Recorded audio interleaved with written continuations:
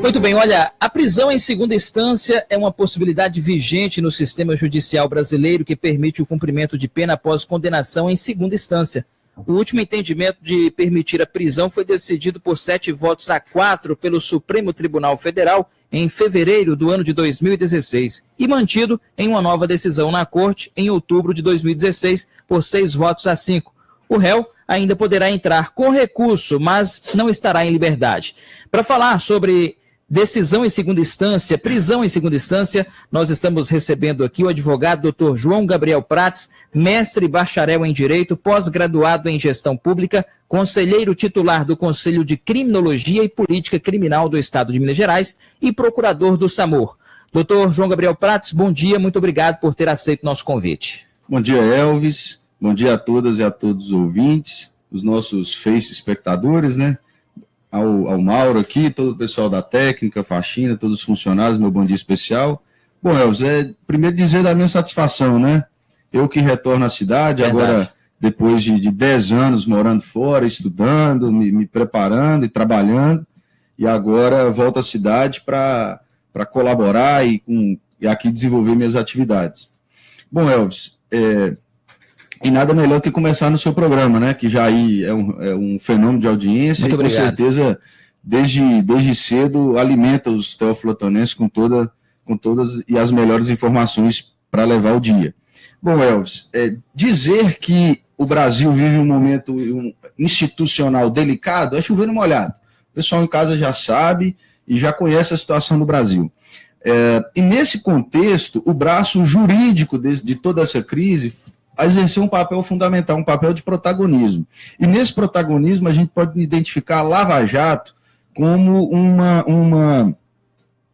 um personagem muito importante dessa história. Por quê? A Lava Jato ela virou um sistema tão grande que ela passou a ser quase que um rei Midas do mundo jurídico. O rei Midas onde toca vira ouro, a Lava Jato onde toca vira combate à corrupção, vira tudo que há de melhor para o país. Então é preciso a gente ter cuidado para não deturparmos o bom trabalho que a Lava Jato faz em alguns setores, em algumas iniciativas, mas também ressaltarmos algumas ingerências, algumas peculiaridades que são prejudiciais à aplicação da lei quanto à Lava Jato. E a prisão em segunda instância foi um desses artifícios que a Lava Jato usou para tentar. Ela tocou na prisão em segunda instância e atribuiu a necessidade de aplicação dessa prisão como a única salvação, como salvaguarda para a prisão, para esse, entre aspas, combate à corrupção.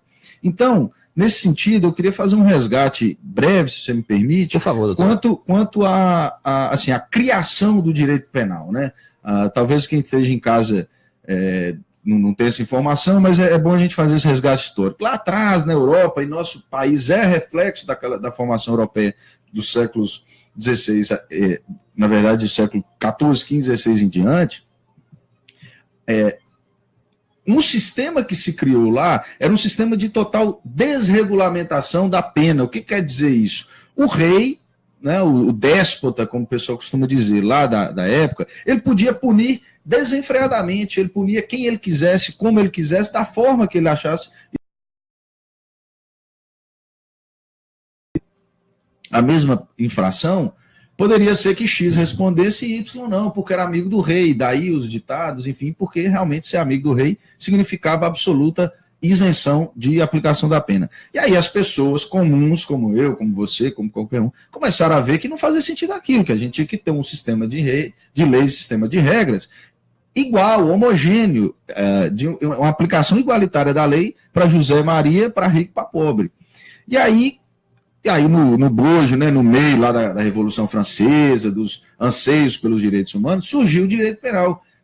Por quê? A gente começou a regulamentar, a regrar essa aplicação da lei. Parece uma contradição para quem às vezes não é da área, mas o direito penal surgiu para frear, para conter essa punição desenfreada do poder estatal. Nesse sentido, a gente precisa ter claro também que o nosso sistema jurídico no Brasil hoje é orientado pela Constituição de 88. E a Constituição de 88, ela tem como seu fundamento os direitos e garantias fundamentais. Tanto é que talvez o maior artigo da Constituição é o artigo 5º, que é o artigo dos direitos e garantias fundamentais. O que isso quer dizer? Lá consta claramente que ninguém pode ser condenado ninguém pode ser preso, desculpa, antes do trânsito em julgado da sentença. E nesse sentido também o Código de Processo Penal é literal ao dizer que ninguém será preso antes do trânsito em julgado. Você pode estar perguntando em casa, né? Mas peraí, tem gente que é preso antes do juiz condenar? Pois é. E aí entra talvez o ponto nevrálgico, o ponto fundamental dessa minha crítica a esse movimento da prisão em segunda instância, porque já é possível prender pessoas no Brasil antes do trânsito em julgado, antes do, vamos dizer assim, de Brasília em julgado. E quando isso ocorre, doutor? Bom, o Código de Processo Penal, ele abrange o que a gente chama de prisão cautelar, né? As prisões cautelares, sejam processuais ou pré-processuais. O que isso quer dizer no linguajar mais popular? É que, ainda que o juiz não bata o martelo, a própria justiça pode prender o cidadão. E aí a lei fixa os critérios. O que ficou famoso nos últimos anos na prisão preventiva, o que ficou famoso foi a prisão preventiva. Verdade. Que o Moro aplicou, todo mundo via. Todo dia que a gente acorda tem a prisão preventiva. E a prisão preventiva, ela tem estritos requisitos previstos na lei. O que isso quer dizer? Que se o sujeito não oferecer risco à ordem pública, risco à ordem econômica, não oferecer risco à instrução, quer dizer, se ele não destruir provas, né, que o jornalista costuma dizer, ou se ele não representar risco a se furtar a aplicação da lei penal, é dizer, fugir, o juiz não pode aplicar a preventiva. E a preventiva, ela tem os limites legais, seja 90, 120 dias, motivadamente. Então, já há no direito brasileiro a previsão de prender pessoas antes do trânsito em julgado. E aí eu queria fazer essa observação, que é preciso analisar a lei penal com as consequências. Não as consequências como o Barroso decidiu lá, falando de gente que ficou impune. Não, nós temos que analisar o que a lei brasileira hoje já permite que se faça com o processo penal e com o sistema prisional brasileiro. Nos últimos levantamentos feitos pelo CNJ, 40% dos presos são presos provisórios. O que isso quer dizer? Eles não têm sentença transitada em julgado. Muitas vezes, inclusive, antes da primeira instância, ou seja, antes do juiz aqui de Teófilo Otoni julgar, o sujeito já fica preso, muitas vezes, em algumas situações, por tempo a mais do que ele deveria ficar quando do seu julgamento final. E aí eu pergunto para o amigo e para a amiga que está em casa, quando o cara está preso lá por mais tempo do que ele deveria ficar, quem que devolve esse tempo para ele? Se tempo é um dado irrepetível, como a gente fala. Por exemplo, ele cumpre 4 anos e o juiz o condena para 3. Ele ficou um ano a mais. Um ano a mais, e a gente conhece. Acontece isso? Acontece, com certeza. E a gente conhece a realidade do sistema prisional, que também a gente pode ser pauta para outros debates. O sistema prisional realmente é uma fábrica de criminosos. O senhor não acredita em ressocialização? Não que eu não acredite em ressocialização. A base da aplicação da pena, que foi a única coisa que a gente achou, ainda a gente não conseguiu superar o sistema de aplicação de penas. Mas a ressocialização, ela não passa por depositar as pessoas como a gente faz hoje dentro das cadeias. E aí uma observação importante, porque muita gente divulga alguns números, né? Que fala assim, só 3% dos réus são absolvidos no STF ou no STJ lá em Brasília. Ok, só que é preciso ter em conta também um outro número, que a Defensoria de São Paulo e a Defensoria do Rio de Janeiro levantou.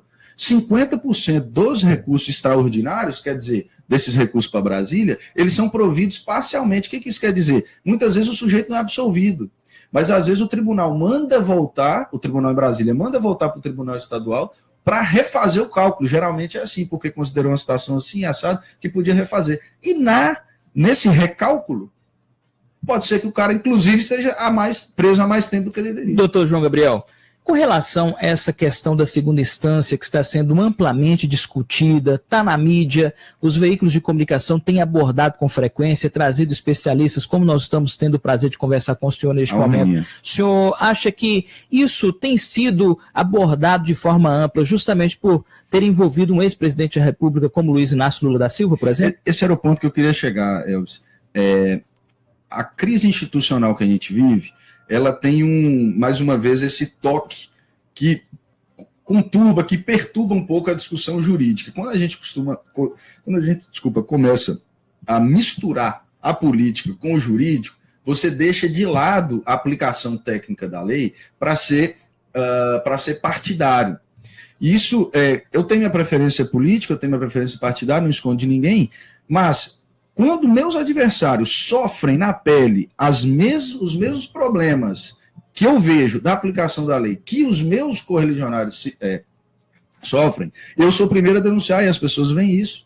No caso, por exemplo, de uma condução coercitiva ilegal que alguns adversários políticos nossos sofrem, o que a gente denuncia é exatamente essa supressão de instância. O que é isso?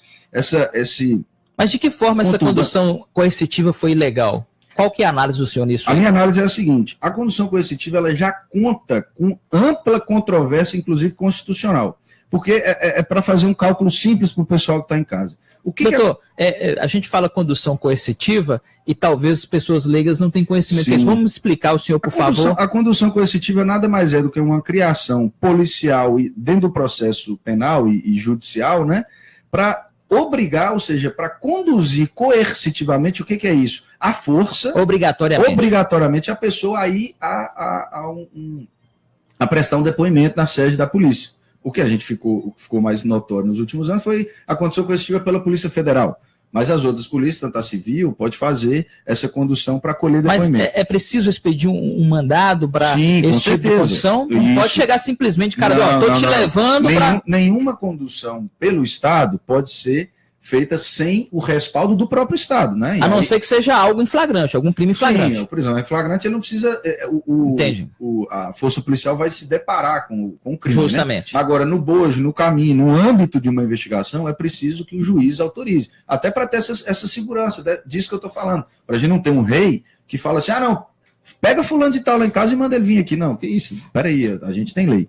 E aí, a minha crítica à condição coercitiva é a seguinte: a Constituição já permite, as leis penais já permitem que você não produza prova contra si mesmo. Todo mundo conhece desde pequeno esse ditado. Ninguém é obrigado a produzir prova contra si mesmo. Se você é conduzido a depor e lá você tem o direito constitucional de ficar calado, qual o sentido faz levar a pessoa à força?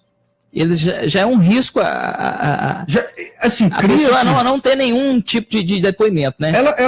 O risco, inclusive, é o direito da pessoa. Verdade. Se o advogado instruir e falar assim, não, agora não é o momento da gente depor, vamos produzir novas provas, vamos esperar novos acontecimentos para a gente aí conseguir formar uma estratégia de defesa. Portanto, qual que é a necessidade, se não, para mim, midiática, de fazer uma condição coercitiva? Lá em Belo Horizonte nós tivemos um caso muito claro, que foi o seguinte: a condução coercitiva do reitor da UFMG, num caso que investigava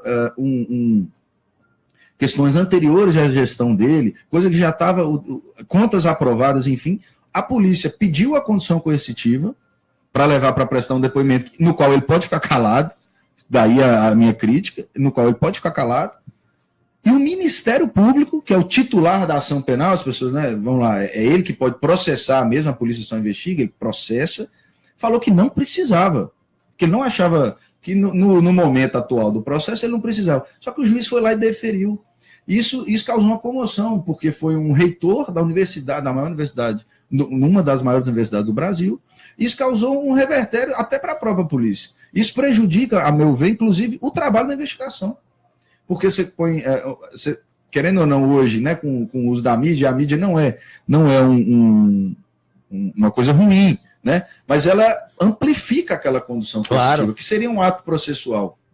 O depoimento de um investigado é um ato processual como outro qualquer. Então, ele tem que ter todo um resguardo para garantir o sucesso da investigação. Então, quando se amplia dessa forma, eu acho que acaba mais prejudicando que ajudando. Dr. João Gabriel Prats, ele está conversando ao vivo no nosso quadro de entrevista, mestre bacharel em Direito, está sempre à disposição aqui do Grupo Imigrantes a partir de agora, retornando a Teófilo Otoni. Doutor, quando se fala em condenação na segunda instância, muito tem se abordado com relação a questões políticas, né, o que a gente está vendo aí na mídia ultimamente. Mas isso aí é extensivo a todas as outras modalidades criminosas e pessoas comuns que estão enfrentando problemas na justiça. Eu queria deixar claro aqui para os ouvintes que ninguém está aqui defendendo a prática de crimes. Verdade. Longe disso. O que a gente defende aqui é que haja uma aplicação da lei, da Constituição, homogênea, igual para todo mundo. Para que eu, você, Lula, Aécio, Temer, seu Zezinho da padaria ali, tenham o mesmo tratamento legal.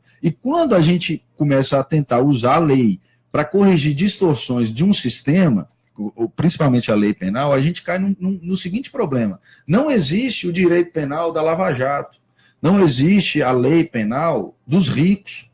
E por que eu quero dizer isso? Porque como o sistema é um só, se a gente aperta demais o cinto lá para quem é rico, achando que vai solucionar os problemas, a gente sabe onde que o calo aperta.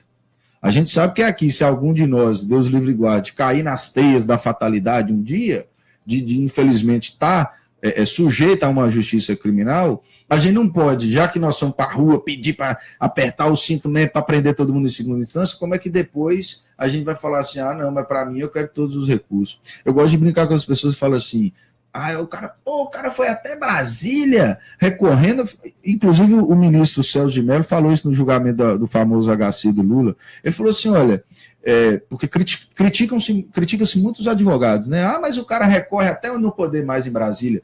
E o ministro Celso de Mello falou, olha, inclusive é a função dele. E caso ele não faça, havendo a previsão legal dos recursos, ele está assistindo de forma errada o cliente. Ele está defendendo o cliente de forma parcial. E ele deve ser punido por isso. Ou seja, todo mundo quer um advogado prestativo, um advogado que leve até as últimas consequências, porque a gente demorou muito tempo para chegar num sistema de direitos, num sistema de garantia fundamental, onde ninguém pode colocar o pé na sua casa e entrar sem uma ordem, onde ninguém pode te prender, senão com muito rigor e muita aplicação da lei. Então é só nesse sentido que eu fico muito temeroso quando há um movimento midiático e, entre aspas, popular de reverberação dessa ânsia punitiva na mídia e nas redes sociais, porque um dia essa maré pode virar, infelizmente, contra algum de nós. Então, para ter essa segurança, é preciso que a lei seja homogênea, igualitária e que, num país democrático como a gente pretende ser, apesar dessa crise toda, que não haja aplicação da lei diferente para A ou B. Doutor, para o senhor que trabalha com direito e faz isso com muita maestria, diga-se de passagem. Aí é por sua conta. Qual que é a opinião do senhor com relação a todo esse movimento, a prisão de um ex-presidente, fato este que entrou para a história, tanto que repercutiu mundialmente? O senhor acha que a política passou a ter um pouco mais de credibilidade, que as pessoas estavam desacreditadas ainda naquela época do coronelismo, de que quem era rico, quem tinha poder, não tinha justiça, não era preso? O senhor acha que com essa prisão trouxe um pouco mais de consistência para as decisões jurídicas? Elvis, esse é o ponto que eu quero chegar. Eu vejo com muita cautela esse otimismo, exatamente porque a Lava Jato ela cumpre esse papel de tentar passar essa ideia de que de que agora preso rico é preso, político é preso. Só que se a gente pegar os números da própria Lava Jato e pegar a repercussão política, que é o que nos interessa enquanto cidadãos que vamos votar nas urnas, a gente vê que assim, há um direcionamento claro da Lava Jato. Isso ficou muito nítido quando agora alguns políticos adversários desse ex-presidente que está preso, vamos falar políticos do PSDB, perderam um foro privilegiado, que também é outra pauta que a gente pode levar para outro programa, eles não, entre aspas, caíram nas garras da Lava Jato. Processos amplamente similares, mas que a justiça entendeu se tratar de matéria eleitoral, sendo que para outros partidos ele entendeu tratar de matéria penal. Então, e principalmente a prisão do ex-presidente eu vejo com muito receio, exatamente porque... Toma uma aguinha aí, doutor. Não, pois não, bom dia. Revisaram mantiveram um entendimento que, a meu ver, foi errado para a manutenção dessa ideia de punitivismo, dessa ideia de que agora nós vamos punir, agora vai dar jeito. E eu queria ter seu otimismo, Elcio, porque eu acho que a população, ainda com a prisão do Lula, e mesmo criticando a prisão do Lula, por tudo que envolveu, que o processo, a mim, me parece juridicamente muito frágil, você ainda vê pessoas carregando mala para cima e para baixo, gente usando o carro para pressionar, para abafar a investigação, gente grampeado, ligando para um, para outro, falando que quem vai morrer, quem vai matar e como é que vai fazer, e mesmo assim as pessoas continuam amplamente, não presos, mais uma vez, eu não acho que prisão seja a panaceia, o remédio de todos os males, mas nem minimamente intimidadas. Verdade. Então eu queria ter seu otimismo, mas eu acho que a população ainda está muito cética ainda, infelizmente.